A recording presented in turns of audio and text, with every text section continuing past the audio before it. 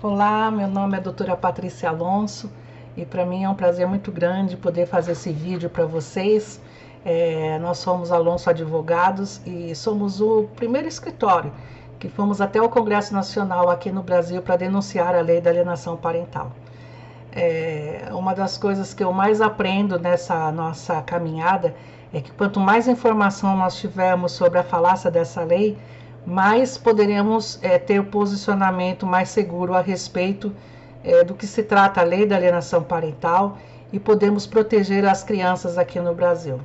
Antes de começar propriamente dito o vídeo sobre a SAP, queria contar para vocês uma experiência muito interessante e por que nós somos contra, né, a lei da alienação parental. No final da década de 70, por volta de 1979, já estava vindo nos Estados Unidos um movimento evangélico de uma seita cujo líder se intitulava pastor. O nome dele era chamado de Jim Jones, né? E muitas pessoas achavam que eles eram evangélicos, que eles eram cristãos, né? Mas conforme foi crescendo o trabalho, conforme foi crescendo, entre aspas, né, a evangelização, né, o governo americano começou a ficar muito preocupado com aquele movimento. E aí o pastor, sabendo que ele poderia sofrer uma retaliação do governo americano, então ele muda a igreja dos Estados Unidos e vem então para as Guianas, né? E lá ele compra então um pedaço de terra, uma fazenda, né? E quase que se torna lá uma região assim meio coletiva, um microcomunismo, né? As pessoas vendiam seus bens, entregavam na mãos dos pastores lá, do pastor Jim Jones principalmente. Então eles viviam numa comunidade, né, social, todo mundo era de todo mundo, as crianças eram de todo mundo, os ganhos eram de todo mundo, a plantação, né? Aparentemente parecia algo muito legal, né? Mas devido às denúncias que estavam havendo, então o governo americano mandou então um grupo de políticos, né, para poder então avaliar o que estava acontecendo lá naquela comunidade, né? Isso foi já em 79. E enquanto essa comitiva estava lá no acampamento, que o Jim Jones maquiou, todo mundo muito feliz, alegre, todo mundo muito bem vestido, né? Recebeu a comitiva num lugar próprio lá, uns quartos separados, lá parecia um hotel, né? Mas havia a camareira que arrumava os quartos, que era a gente da comunidade, havia as pessoas que entregavam o café da manhã, que fazia parte da comunidade, e com isso eles entregavam os bilhetes denunciando o que estava acontecendo dentro dessa comunidade, né? Quando o Jim Jones percebeu que isso estava acontecendo, e já estava acabando o período da visitação da comitiva, já há algum tempo, antes mesmo dessa comitiva chegar lá no acampamento, ele treinava, né, a comunidade, que já na época estava com quase 1.000 pessoas, né, 900 e algumas pessoas, quase 1.000, já batendo quase 1.000 pessoas. Ele treinava na ceia que um dia eles teriam uma grande ceia e que seria o tempo então deles irem para o paraíso, né? E ele fez isso por vários tempos, utilizando um sacramento que é um sacramento realmente usado dentro das igrejas protestantes, que é a Santa Ceia, mas não com esse condão, não com essa interpretação como o Jim Jones falava, né? Mas nesse dia, quando a comitiva então se despedia da comunidade e se dirigia então para o campo de partida, onde estava o avião que eles iriam então decolar, o Jim Jones reúne, faz então esse culto e coloca na Santa Ceia cianureto. E então serve para toda a comunidade tomar, crianças e adultos tomarem essa Santa Ceia, né? Ele combina então com um dos seus discípulos então para que depois matasse ele, suicidasse. E aqueles que estavam acompanhando a comitiva até o campo de partida também fizessem a execução da comitiva. E executaram mesmo o piloto do avião, executaram os políticos, mas a deputada que estava acompanhando a comitiva, ela conseguiu sobreviver, embora ela ficou 3 dias deitada como se tivesse morta, de medo que ainda tivesse alguém viva e matasse ela, né? ela ficou ainda 3 dias machucada, né, mas na posição de morta. Depois desses 3 dias, como a comitiva não voltou para os Estados Unidos, então o presidente da época manda uma nova comitiva agora com o exército. E então, quando esse exército chega, né, nas Guianas, nesse lugar, nesse acampamento, nessa fazenda, lá do alto eles já começam a visualizar os corpos todos deitados no chão, né, por causa que já faziam 3 dias que estavam mortos, né. E então, quando eles chegam, eles só conseguem então salvar, né, essa deputada, e que ela vai então depois relatar isso que eu contei para vocês, e mais 5 pessoas que não suicidaram e que se renderam, e então eles contaram para eles o que realmente aconteceu nesse período todo com o Jim Jones. O que eu quero dizer para vocês, como evangélica, como advogada, é que a gente tem que tomar muito cuidado das coisas que vêm dos Estados Unidos, os modismos que vêm dos Estados Unidos, porque não é tudo que vem do exterior que é bom, né, que a gente deve usar, e que a gente não estuda, não lê, né? E essa síndrome da alienação parental, eu sinto muito em dizer, mas pelos Estados Unidos ser um país cristão, ela vem de raízes protestantes, né? Mas deturpada, né? Assim como foi Jim Jones, né? E nós vamos mostrar para vocês, nesse primeiro vídeo, o que o Richard Gardner fala. E depois eu vou fazer um outro vídeo, para não ficar muito comprido, sobre a casa de Raquel. Também eu quero deixar também registrado para que vocês possam entender, né? Agora eu peço para vocês um favor, né? Já temos pelo menos 10 anos de trabalho, né? Dos 10, 6 nós estamos já no Congresso Nacional trabalhando. E eu creio que se você hoje está no nosso canal assistindo, é porque você deve ter visto alguém falar, alguém mencionar, né? E quanto mais pessoas souberem sobre essa lei, mais rápido a gente vai revogar essa lei. Então eu queria pedir para você compartilhar, né, tocar o sino, se inscrever no nosso canal, transformar o nosso canal num grande veículo de informação, porque quanto mais pessoas souberem a falácia da lei da alienação parental, mais rápido nós vamos poder revogar essa lei e mais rápido nós vamos conseguir salvar as crianças no Brasil. Tá bom? Então eu peço esse favor para vocês, um carinho, já que a gente estuda tanto e traz para vocês essas informações, queria pedir esse carinho para vocês, tá bom?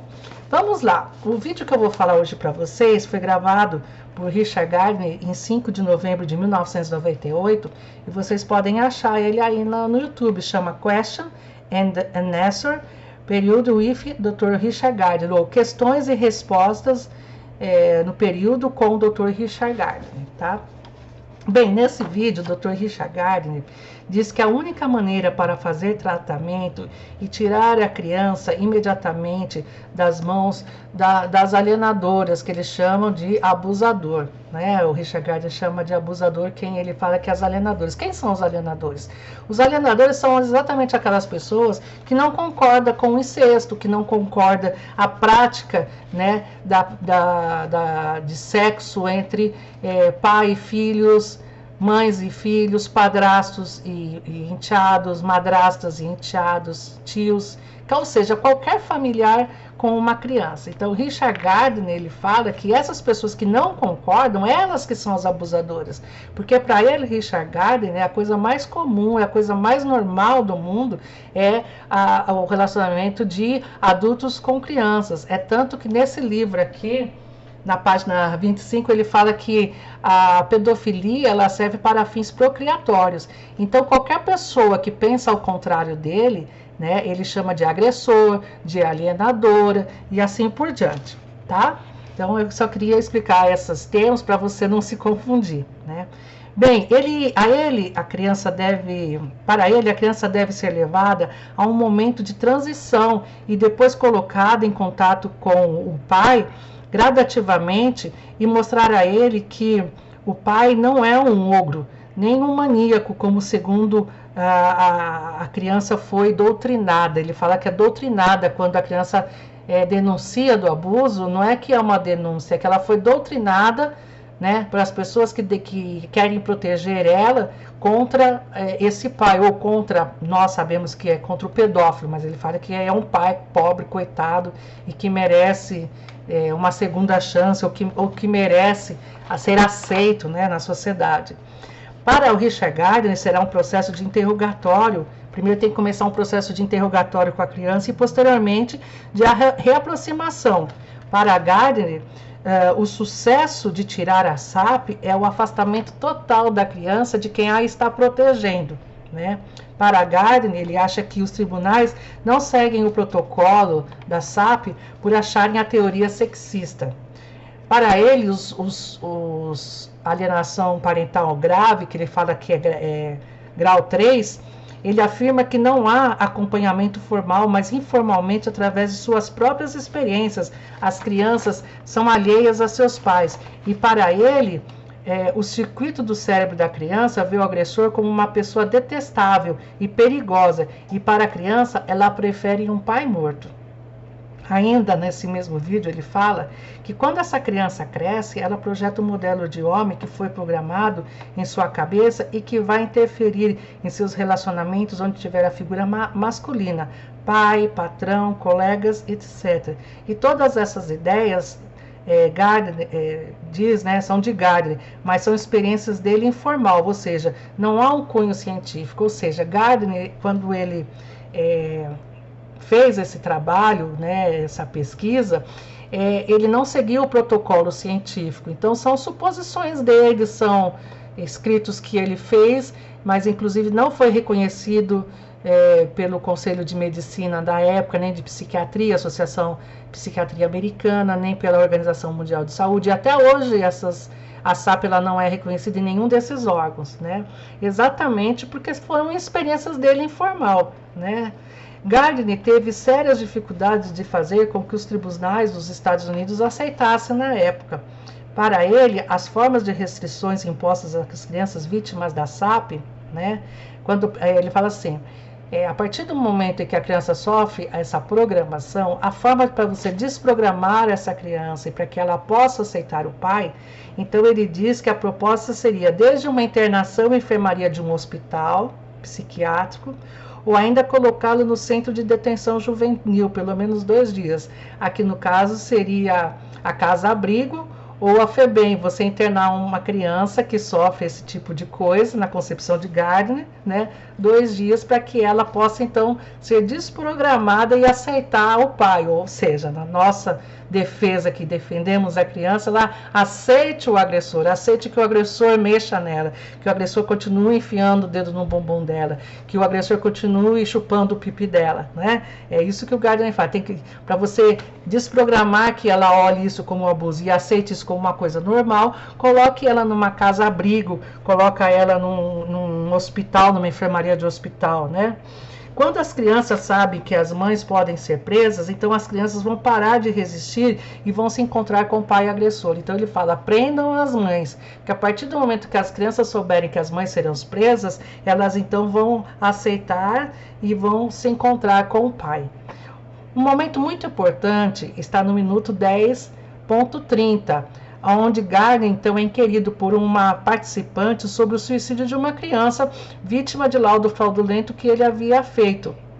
É isso mesmo, eu vou no próximo vídeo, daqui uns 2 vídeos eu vou fazer um vídeo a respeito das crianças que morreram em detrimento da SAP. E esse menino, nos Estados Unidos, quando o laudo deu que era a síndrome da alienação parental e que ele era obrigado a conviver com o seu pai, então esse menino de 15 anos se suicidou, né? Deixou uma carta dizendo, eu não aguento mais essa perseguição e eu vou morrer, né? E isso na época deu assim uma repercussão muito grande contra o Gardner. Então essa participante questiona ele, então ele desconversa e diz que isso é só um lado da história, que ela não banca as consequências, não responde que ele não banca as consequências, ele não responde pelas consequências, que foi uma campanha da mídia contra ele, né? Gardner diz que eles ficaram alienados não por causa, os meninos se suicidaram, não foi por causa do laudo fraudulento, mas porque eles já tinham acabado de mudar para sua casa nova. Para Gardner, quanto mais novo for as crianças, menos resistência elas terão com o convívio em ambos os lados. Então ele falou assim, esse menino de 15 anos, o tratamento para ele foi dramático, porque ele já era muito grande, então ele tem uma resistência maior. Quando esse tratamento é feito com crianças pequenas, a resistência é menor e elas aceitam muito mais rápido. É claro, as crianças são pequenas, elas não têm como resistir, né? Elas mal sabem que estão sendo abusadas, elas sabem que incomoda, que dói, que é chato. Essa é a linguagem que elas falam, mas elas ainda não têm ainda a noção, né, do que está realmente acontecendo com ela. Só vão ter essa noção quando elas crescem um pouco mais, começa a alfabetização, começam a entender que as crianças nem todas são iguais, que existem meninos e meninas, as partes que podem mexer ou não, e aí que cai a ficha que o que acontecia com elas eram abusos. Então, nesse momento, começa a resistência, né? Então, o Gardner, ele começa a fazer todo um tratamento para que a inversão de guarda seja feita ainda quando as crianças sejam pequenas. E ele continua que, como nos Estados Unidos os seguros cobrem DSMs catalogados, então o Gardner ensina de uma forma fraudulenta a catalogar a síndrome da alienação parental através de outros CIDs, porque, claro, a OMS não reconheceu a alienação parental como doença, então não havia CID, mas Gardner ensina os psicólogos a usarem outros CIDs para que eles pudessem receber o reembolso dos planos de saúde. Olha só. Então, para que os psicólogos possam tratar dos pacientes e receberem dos planos de saúde, Gardner ensina eles a usarem o CID como transtorno de ansiedade, por exemplo, onde nos programas de tratamento o paciente agressor, né, possa obter o reembolso do seguro, né? E ele ainda alega, ele fala com todas as letras que durante 5 anos, então se esse vídeo foi feito em 98, então em 93... De 93 a 98, 300 profissionais trabalharam nesse sistema e aonde catalogaram a SAP como tratamento de crianças falsamente acusadas de abuso infantil e assim receberam facilmente o reembolso, né? Para Gardner, o abuso emocional é muito sério e isso ataca a alma. E ele diz que o trabalho mais importante é a cariação. Então, ele indica que deve-se fazer a cariação do pai com a criança, para que a criança, na frente do agressor, fale quais foram os abusos que elas fizeram, né? Enquanto aqui no Brasil nós temos o Estatuto da Criança e do Adolescente, que diz que a vítima nós temos que proteger e que ela não pode ser colocada em nenhuma situação de constrangimento ou coação, na lei da alienação parental, segundo Gardner, o momento mais importante é a cariação. Para ele, não interessa os problemas que levaram ao divórcio, mas o desligamento afetivo do pai e de todos os parentes paternos. Esse desligamento, segundo Gardner, chama de campanha de difamação do cérebro, onde a mãe aproveita disso para sequestrar o filho do pai. Mas ainda no minuto 27 e 17, novamente Gardner é questionado por uma outra pessoa sobre o suicídio da criança de 15 anos. E aí ela menciona o artigo, menciona o jornal, menciona a notícia e ela mostra para todo mundo lá, né, que estava participando. E Gardner novamente desconversa e não tem respostas ao resultado da sua fraude. Isso aconteceu até o minuto 29,18. Para Gardner, o oposto do amor não é o ódio, mas sim a indiferença. Gardner recomenda prisão para adolescentes vítimas da SAP, mas crianças pequenas não. No meio da palestra, um participante alegou que um advogado, para defender os pais, cobrou cerca de $105 mil, isso em 1998. Isso ele fala no minuto 42,58. Foi lá no Canadá. Que isso se tornou um grande mercado altamente lucrativo. Então, o Gardner afirma que alienadores não estão propensos a aceitar a mediação. Gardner confessa que, por mais que afaste a criança da alienadora, por mais que se passe anos de tratamento, ele ainda não consegue chegar a um conceito de tratamento. Logo, é um círculo vicioso proposto por Gardner. Sim, respostas sem soluções. Para Gardner, na teoria da SAP, os homens seriam só fornecedoras de espermas e depois facilmente descartáveis. O homem seria uma peça de mobília e que ele seja tão somente o provedor. Ele não é respeitado e somente serviu para propósitos procriativos. Gardner, então, enfim, encoraja os advogados, mesmo sabendo que seus clientes são pessoas perversas, a manterem a defesa desses, pois trata de uma profissão. Não se deve ter ética, e a mesma coisa a psicologia. Um pai agressor deve ser colocado na perspectiva certa e não do adversário. Portanto, Gardner criou o sistema adversário contra o sistema inquisitório, que é o que é mais comum hoje em todo o mundo, né? E mais, Gardner, ele muda o conceito de mães superprotetoras para mulheres histéricas e mulheres paranoicas, tá bom? Fica aí então a nossa colaboração, eu espero que vocês ajudem a divulgar e que a gente lute para a revogação da Lei 12.318 de 2010. Um grande abraço a vocês, ficam com Deus e até a próxima, falando agora sobre a Casa de Raquel.